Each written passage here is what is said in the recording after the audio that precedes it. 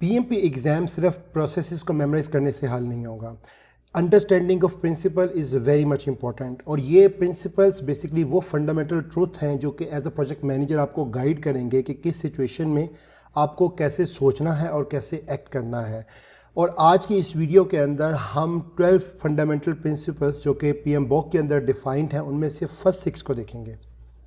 अस्सलाम वालेकुम everyone, this is Farhan Yusuf, your resource person, और आज हम बात करने जा रहे हैं 12 मैनेजमेंट प्रिंसिपल्स की।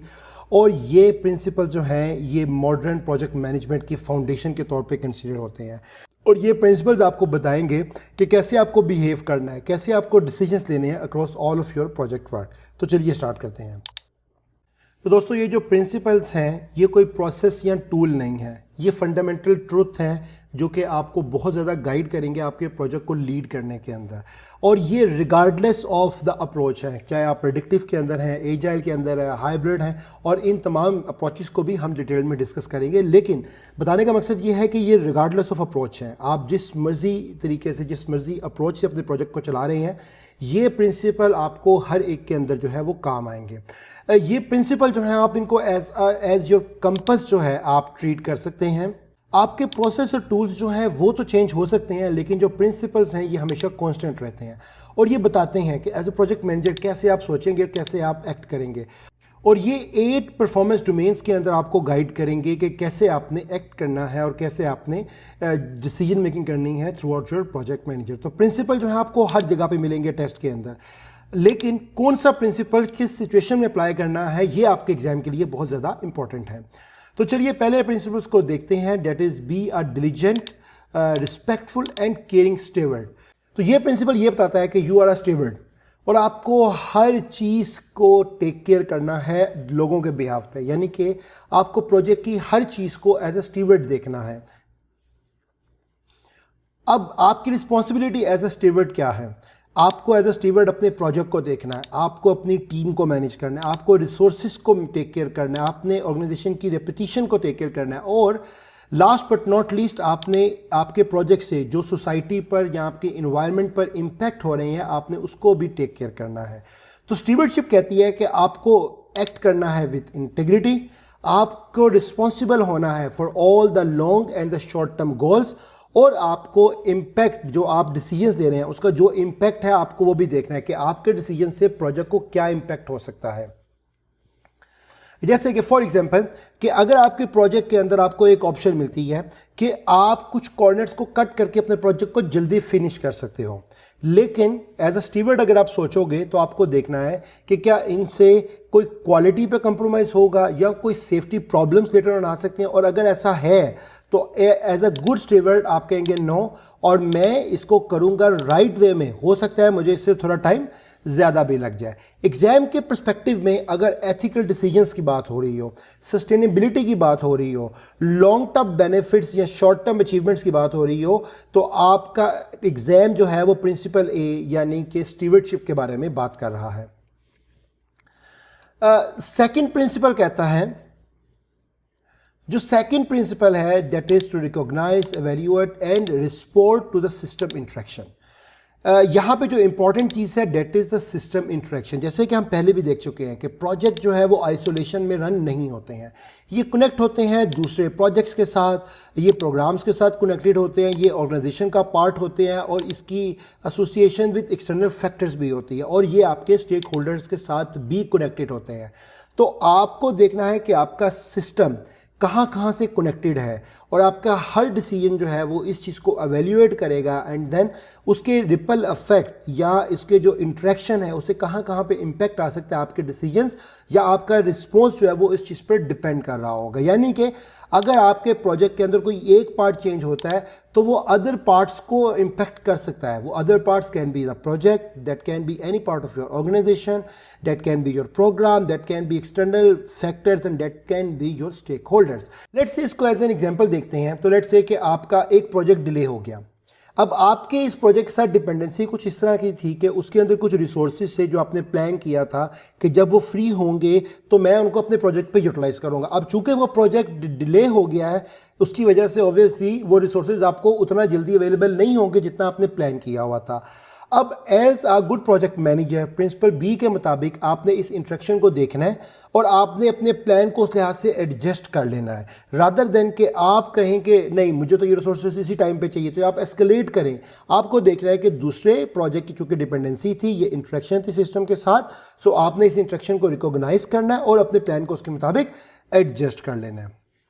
एग्जाम के पर्सपेक्टिव में जब बात हो रही हो सिस्टम थिंकिंग की, या बिग पिक्चर की बात हो रही हो, या इंटरडिपेंडेंसीज की कंपोनेंट की बात हो रही हो, तो that's exam scenario is talking about your principle B. The third principle, that is principle C, is navigate complexity. Project जो होते हैं वो बाय नेचर कम्प्लेक्स होते हैं, उनके अंदर बहुत सारे मूविंग पार्ट्स होते हैं, अनसर्टेन कंडीशंस होते हैं, बहुत सी ऐसी चीज़ें होती हैं जो आपने कभी प्लान ही नहीं की होती हैं। अनसर्टेन कंडीशंस आ जाती हैं, जैसे कि कोविड एक अनसर्टेन कंडीशन थी। ह्यूमंस इन्वॉल्व हैं, तो ह्यूमंस भी डेफिनेटली एक पार्ट ऑफ द प्रोजेक्ट है, तो वो भी कम्प्लेक्सिटी को इंक्रीज करते हैं। और समटाइम आपके पास कुछ चीज़ें प्रोजेक्ट के अंदर एम्बिगुअस होती हैं। आप इस एम्बिग्विटी को, आप इस कम्प्लेक्सिटी को रिमूव तो नहीं कर सकते क्योंकि ये बाय नेचर है, लेकिन आपको इसके थ्रू नेविगेट करना आना चाहिए। अब कैसे आप नेविगेट करेंगे? सबसे पहले आपने अपने प्रोजेक्ट को मैनेजेबल स्मॉल पार्ट्स में डिवाइड कर लेना है और आपने डाइवर्स पर्सपेक्टिव को देखना है ताकि जो भी सिचुएशन आए आप उसके साथ एडॉप्ट कर सकें। जब एम्बिग्विटी आए तो you don't need to panic, बल्कि आपको कंफर्टेबली उस एम्बिग्विटी से निकलना है और उसके सॉल्यूशंस का सोचना है। और लास्ट बट नॉट लीस्ट, आपको कॉन्टीन्यूसली अपने इन्वायरमेंट से, प्रोजेक्ट की जो इन्वायरमेंट है, प्रोजेक्ट की जो कम्प्लेक्सिटी है, उससे लर्न करना है और अपनी चीज़ों को जो है वो आपने एडॉप्ट करना है और अपनी चीज़ों को उस लिहाज से आपने ट्वीक करना है। एग्जाम्पल्स के तौर पे लेट्स से एक प्रोजेक्ट की बहुत सारी डिपेंडेंसीज हैं, उसके अंदर बहुत सारी चेंजिंग रिक्वायरमेंट्स हैं, उसके अंदर बहुत सारे स्टेक होल्डर इन्वॉल्व हैं और टेक्निकल, लेट्स से एआई का प्रोजेक्ट है, वहाँ पे आपको कुछ टेक्निकल अनसर्टेनिटीज़ भी मिलेंगी। आप क्या करेंगे as a good project manager? आप उसको स्मॉल चंक्स में डिवाइड करेंगे। आप देखेंगे कि मुझे किन लोगों को इन्वॉल्व करना है और आपने जैसे जैसे प्रोजेक्ट पे आप मूव ऑन करेंगे तो जो जो नई चीज़ें आएंगी आपने उसके मुताबिक लर्न करना है। एग्जाम के पर्सपेक्टिव में देखें तो जहाँ पे अनसर्टेनिटी की बात हो रही है, जहाँ पे एम्बिग्विटी की बात हो रही है, तो आपने वहाँ पे अपने प्रोजेक्ट से नेविगेट करना है विदाउट गेटिंग द पैरालाइज्ड। मतलब आपने वहाँ पे पैनिक नहीं कर जाना, आपने वहाँ पे पैरालाइज नहीं हो जाना। आपने देखना है कि अच्छा आप इस सिचुएशन के अंदर मैं कैसे नेविगेट करूँगा। आपने डाइवर्स पर्सपेक्टिव को देखना है, आपने सिचुएशन को अडॉप्ट करना है और कंफर्टेबली उस एम्बिग्विटी से निकलना है। और again the most important thing, continuously during the course of the project आपने कॉन्टिन्यूसली उससे लर्न भी करना है। The third principle is about the team environment. आपने as a good project manager ऐसी इन्वायरमेंट देनी है जहां पे लोग आपस में कोलैबोरेट कर सके, जहां पे लोगों को ये डर ना हो कि मैं अगर अपना आइडिया प्रेजेंट करता हूं या मैं कोई सोल्यूशन प्रेजेंट करता हूं तो उसकी वैल्यू नहीं दी जाएगी। बल्कि आपकी जो प्रोजेक्ट है वो काम ही ऐसे करते हैं कि जब सब लोग कोलैबोरेट करते हैं और वो इकट्ठे काम करते हैं एक डायरेक्शन में, सबको पता होता है कि उनकी ओपिनियन, उनके डिसीजंस जो है उनको वैल्यू किया जाएगा। तो आपने एक ऐसी कोलैबोरेटिव इन्वायरमेंट बनानी है जहां पे लोग कंफर्टेबली काम कर सकें। तो कैसे आप ये करेंगे? आपको एक इन्वायरमेंट बनानी है जहां पे लोग एक दूसरे पे ट्रस्ट कर सके, जहां पे लोगों को ये ट्रस्ट हो कि यहाँ पे मैं जो चीज़ शेयर कर रहा हूँ वो स्कोरिंग के लिए नहीं है, वो टीम के अंदर कुछ अच्छी इनपुट के लिए है, जहाँ पे लोगों को ये डर ना हो कि जो हम कम्युनिकेट कर रहे हैं उसको डिस्करेज किया जाएगा। अगर लेट्स से एक आपकी टीम मीटिंग हो रही है और उसके अंदर अगर एक टीम मेंबर कोई अपनी एक डिसीजन देता है या अपनी कोई एक ओपिनियन देता है, तो उसको ये ना फील हो कि उसको डिस्करेज किया जाएगा, बल्कि उसकी ओपिनियन पे डिस्कशन होगी और इनकरेज किया जाएगा कि वो जो कम्युनिकेट कर रहा है वो एक ओपन कम्युनिकेशन चैनल पे है जहाँ पे हर एक की चीज़ को बड़ा पॉजिटिवली देखा जाता है। आपको एक सपोर्ट का कल्चर बनाना है, ऐसा कल्चर जहाँ पर लोग एक दूसरे को सपोर्ट करें, ताकि वो सपोर्ट करेंगे और एक दूसरे की सपोर्ट से वो प्रोजेक्ट को बड़े आगे अच्छे से लीड करेंगे, जहाँ पर कन्फ्लिक्ट्स को कंस्ट्रक्टिवली देखा जाएगा और उसको रिजॉल्व किया जाएगा, रादर के आपके कन्फ्लिक्ट्स पर जो है वो पॉलिटिक्स हो। और ऐसी इन्वायरमेंट जहाँ पे लोग साइकोलॉजिकली सेफ फील करें, उनको पता हो कि जब हम स्पीकअप करेंगे तो हम अपने आप को सेफ फील करेंगे, रादर देन कि हमें उस किसी चीज़ के बारे में स्पीकअप करने से हमारे लिए कोई मुश्किलात क्रिएट होंगी या प्रॉब्लम्स क्रिएट होंगी। एक एग्जांपल के तौर पर अगर देखें कि लेट्स से कि आपके दो टीम मेंबर्स हैं और एक टेक्निकल पॉइंट पर, एक टेक्निकल अप्रोच पर उनका डिसएग्रीमेंट हो गया। अब यहाँ पर आपको किसी एक, लेट से अगर मैं एक बैड प्रोजेक्ट मैनेजर और इस प्रिंसिपल को फॉलो नहीं करा, तो हो सकता है जो मेरा फेवरेबल पर्सन होगा, जो मेरा फेवरेट पर्सन होगा, मैं कहूँगा नहीं, that person is saying right. हमें जब प्रिंसिपल डी को फॉलो करना है तो हमें किसी एक साइड को पिक करके दूसरी को इग्नोर नहीं करना। हमें उन दोनों को बिठाकर एक फैसिलिटेट करना, एक डिस्कशन सेशंस, ताकि हम दोनों के पर्सपेक्टिव लें और उसकी बेस पर एक सोल्यूशन निकालें कोलैबोरेटिव फॉर्म में, और ताकि दोनों को ये लगे कि नहीं, मेरी जो डिसीजन था या मेरी जो बात थी उसको वन साइडेड नहीं लिया गया, हमने जो डिसीजन लिया है वो बेस्ड ऑन समथिंग था, उसमें मेरी हर दोनों पार्टीज की जो है वो सिचुएशन को जो है वो सुना गया है। एग्जाम के पर्सपेक्टिव से अगर आपके सिनेरियो के अंदर टीम डायनामिक्स की बात हो रही है, कन्फ्लिक्ट रेजोल्यूशन की बात हो रही है, टीम को मोटिवेट रखने की बात हो रही है, या साइकोलॉजिकली सेफ एनवायरनमेंट की बात हो रही है, तो एग्जाम आपके प्रिंसिपल डी के बारे में बात कर रहा है। प्रिंसिपल ई जो है, इट्स ऑल अबाउट लीडरशिप। तो आपको लीडरशिप डेमोस्ट्रेट करनी है through your behaviour, through your actions. आपकी जो लीडरशिप है वो टाइटल डिसाइड नहीं करता कि आप लीडर हैं। आप किसी भी टाइटल में रहते हुए, किसी भी रोल के अंदर रहते हुए लीड कर सकते हैं। अब लीडरशिप के अंदर क्या होता है? Leadership is all about how to inspire people, how to motivate people, how to guide people when they need the guidance, how to serve your team as a team member। आपको कैसे अपने model को behaviour करना है कि आप उस तरह के बने कि लोग जिसको देखना चाहें, एक लीडर जिसको लोग रिस्पेक्ट दें। आपकी बातों के अंदर पॉलिटिक्स नहीं होनी चाहिए, आपकी बातों के अंदर बनावटी चीज़ें नहीं होनी चाहिए। You have to be authentic, you have to focus on the needs of your people, you have to see कि कैसे आप अपने लोगों को एम्पावर करके उनको थोड़ा सा अप कर सकते हैं। एग्जाम्पल के तौर पे देखें कि अगर लेट से आपकी एक टीम है जो कि किसी टाइट डेडलाइन की वजह से स्ट्रेस्ड है। अब एक तो तरीका ये है कि आप उनको हार्ड पुश करें, या आप उनको ये कहें कि whatever the situation is I need to get it done, बल्कि आपने उनको हार्ड पुश नहीं करना।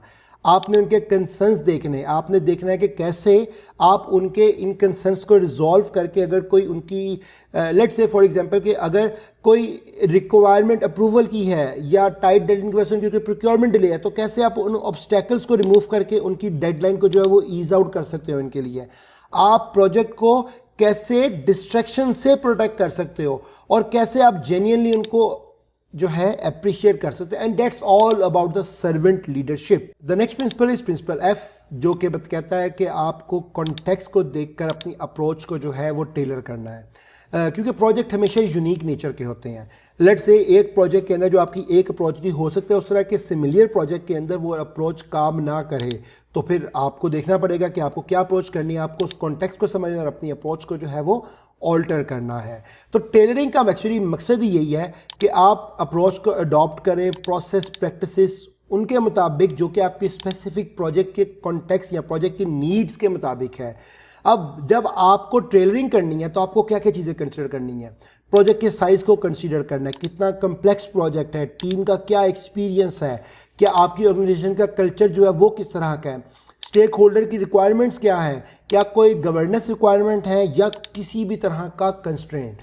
अगर एक एग्जांपल के तौर पे देखें, लेट्स से अगर आपका एक स्मॉल इंटरनल प्रोजेक्ट है और आपकी टीम भी बड़ी एक्सपीरियंस है, तो हो सकता है आपको कोई बहुत हैवी डॉक्यूमेंटेशन करने की ज़रूरत ना हो। लेकिन ऑन द अदर हैंड, अगर आप कोई लार्ज रेगुलेटरी प्रोजेक्ट कर रहे हो जिसके अंदर बहुत से एक्सटर्नल कॉन्ट्रैक्टर्स शामिल हैं, सब कॉन्ट्रैक्टिंग भी है, तो हो सकता है यहाँ पे आपको फॉर्मल प्रोसेसेस चाहिए हों। तो इसका मतलब है इस प्रोजेक्ट के अंदर आपको शायद फॉर्मल प्रोसेस या डॉक्यूमेंटेशन इतनी ज़्यादा नहीं चाहिए, तो आपने अपने इस प्रोजेक्ट के अंदर इस प्रोजेक्ट की रिक्वायरमेंट के मुताबिक अपनी नीड को जो है वो टेलर किया, जो जिस इन्वायरमेंट के मुताबिक आपके लिए सूटेबल है। एग्जाम के पर्सपेक्टिव से आपको इंटेलिजेंटली अडॉप्ट करना है कि मेरे इस प्रोजेक्ट के लिए कौन सी अप्रोच जो है वो इम्पॉर्टेंट है, रादर देन कि आप ब्लाइंडली एक ही तरीके से चलते जा रहे हो और उसी को फॉलो करते जा रहे हो। तो यानी कि the key thing is one size does not fit to all. जो 6 प्रिंसिपल हमने अभी पढ़े और जो 6 हम नेक्स्ट लेक्चर के अंदर देखेंगे, ये सारे के सारे गाइड करते हैं प्रोजेक्ट मैनेजर को कि कैसे वो परफॉर्मेंस डोमेन्स के अंदर नेविगेट करेगा, उसका बिहेवियर क्या होगा, कौन कौन से ये परफॉर्मेंस डोमेन्स हैं, और इनको हम आगे अपने नेक्स्ट लेक्चर्स के अंदर बड़ा डिटेल में पढ़ेंगे। लेकिन ये 8 तरह की डोमेन्स हैं, जो कि पहली है आपके पास स्टेक होल्डर्स की, दूसरी है टीम्स की डोमेन है, तीसरी है आपकी अप्रोच की, चौथी आपकी प्लानिंग की है, पांचवी जो है वो आपके प्रोजेक्ट वर्क की है, छठी आपकी डिलीवरी के पर्सपेक्टिव में है, सातवीं जो है वो आपकी मेजरमेंट के, और आठवीं जो है domain that is for your uncertainty. अगर मैं एग्जांपल दूं तो जब टीम डोमेन की बात आएगी, टीम की डोमेन की बात हो रही है, लेट्स से इस डोमेन की, तो इसके अंदर आपका प्रिंसिपल डी जो कि कोलैबोरेटिव इन्वायरमेंट का है और प्रिंसिपल ई लीडरशिप का है वो अप्लाई होगा। अगर आपकी जो डोमेन 8 है अनसर्टेनिटी की, अगर इसके बारे में बात हो रही है तो आपकी कम्प्लेक्सिटी और टेलर बेस्ड अप्रोच की बात होगी। एग्जाम के पर्सपेक्टिव में आपके प्रिंसिपल और जो परफॉर्मेंस डोमेन है वो आपस में इकट्ठे काम करते हैं। आपको आइडेंटिफाई करना है कि किस परफॉर्मेंस डोमेन की बात हो रही है एंड देन उसके लिए कौन सा बेस्ट प्रिंसिपल जो है वो इसके लिए सूटेबल है। Let's take a quick recap कि हमने आज क्या क्या डिस्कस किया। 12 प्रिंसिपल्स हैं जो कि गाइड करते हैं प्रैक्टिशनर्स को कि how they behave and they have to act as a project manager. ये प्रोसेस नहीं है, ये फंडामेंटल्स हैं जो कि गाइड करते हैं how to think and behave. Principle 6 to F पढ़ा, जिसमें से पहला था कि आपको एक केयरिंग, रिस्पेक्टफुल और डिलीजेंट स्टीवर्ड होना है। आपको रिकॉग्नाइज करना है और एवेल्यूएट करना है सिस्टम की इंस्ट्रक्शंस को रिस्पॉन्ड करने से पहले। प्रोजेक्ट जो है वो कम्प्लेक्स होते हैं नेचर के अंदर, आप कम्प्लेक्सिटी को अवॉइड तो नहीं कर सकते लेकिन आपने नेविगेट करना है। आपको एक ऐसी इन्वायरमेंट क्रिएट करनी है जहां पर आपकी टीम कोलैबोरेट कर सके। आपको लीडरशिप बिहेवियर्स को डेमोस्ट्रेट करना है विद योर एक्शंस, और आपकी टेलरिंग होनी चाहिए on the basis of context. Principles जो है ये गाइड करते हैं आपके बिहेवियर को इन 8 परफॉर्मेंस डोमेन्स जो हमने पढ़ी है। तो प्रिंसिपल्स आपके सिनेरियो के अंदर आइडेंटिफाई करना बहुत ज़रूरी है ताकि आप अपने आंसर को सही से अलाइन कर सकें। नेक्स्ट वीडियो के अंदर हम रेस्ट ऑफ द प्रिंसिपल जो कि G to L है उनको देखेंगे। Farhan Yusuf signing off. मिलते हैं नेक्स्ट वीडियो में, तब तक के लिए अल्लाह हाफिज़।